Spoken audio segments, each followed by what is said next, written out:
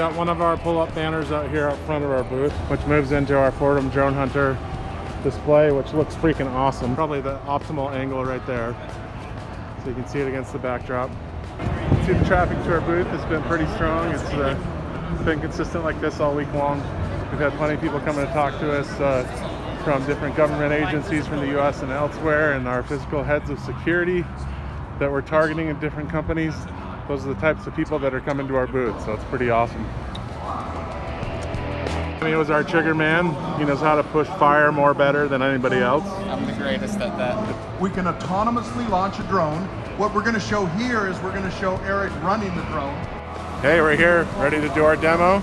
We're getting everybody up to the side to come look. We've got Eric Knox, our professional drone pilot, in front of me here, getting ready to get the DroneHunter off the ground. We've got our target drone flying around here inside the net, just begging to get knocked down.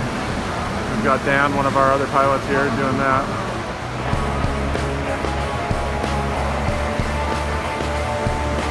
Enemy drone detected.